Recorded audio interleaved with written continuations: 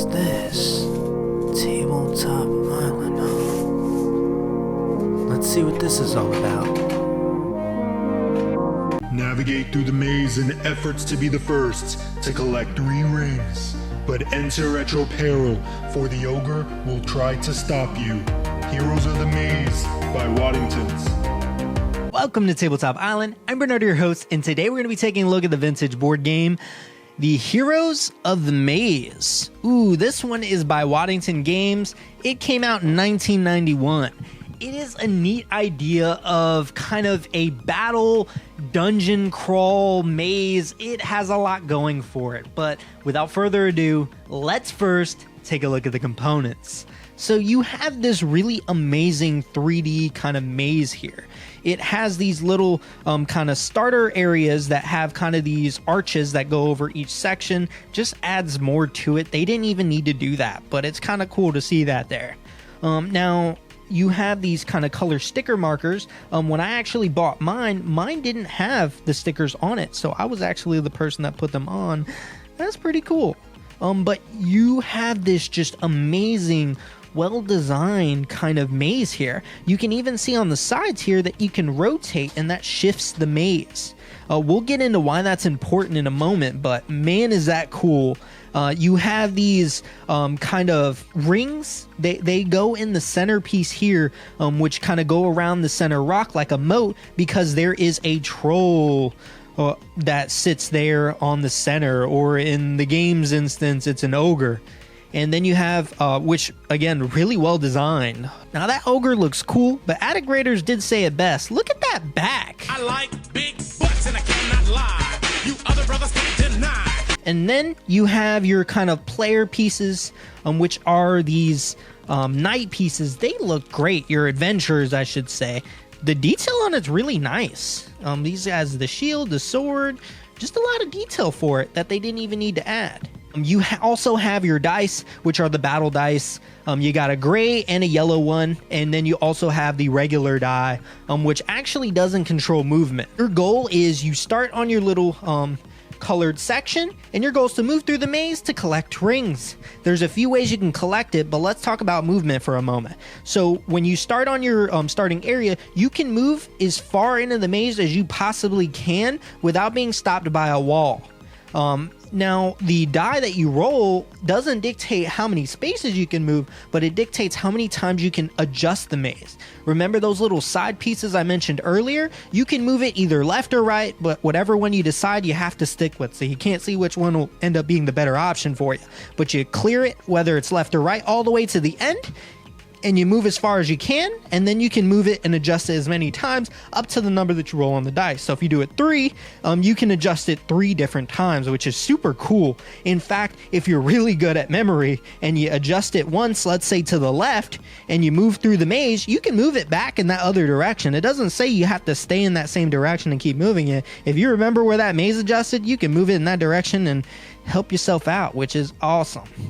But you can kind of get an idea just looking at it what direction will benefit you most, just things to think about.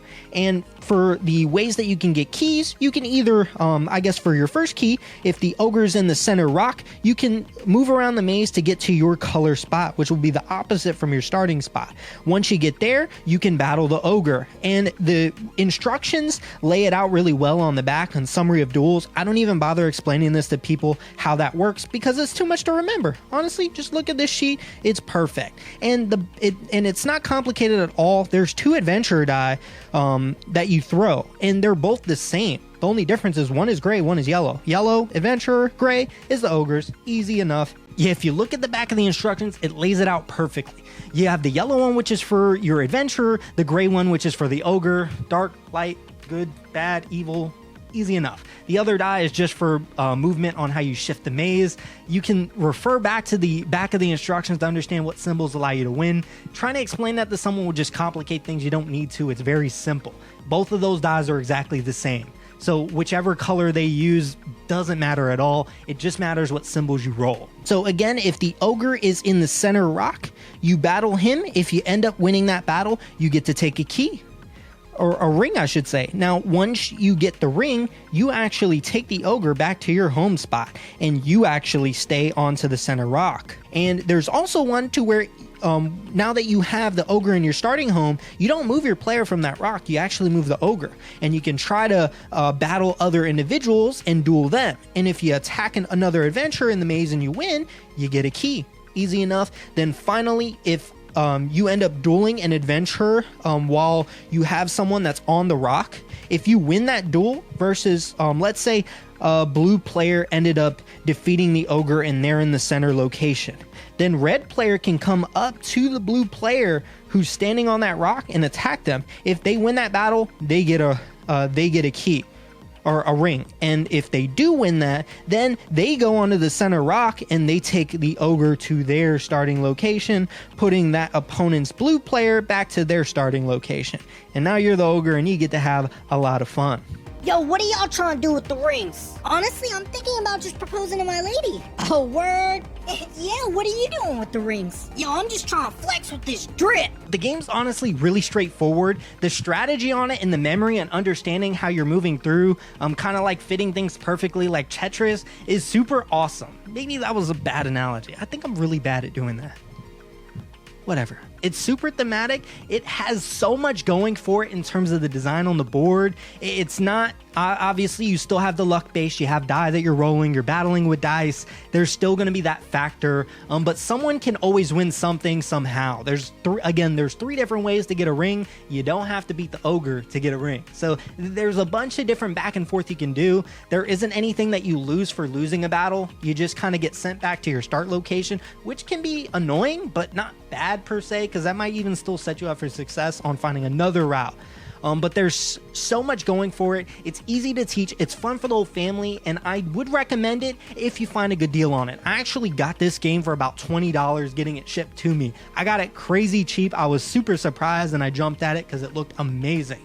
I'm super happy I did because it fit with what I like about games on how quick it can play while having enough kind of thinking strategy to kind of keep my brain flowing and the randomness to kind of still excite me when I watch someone get screwed over by a really bad roll.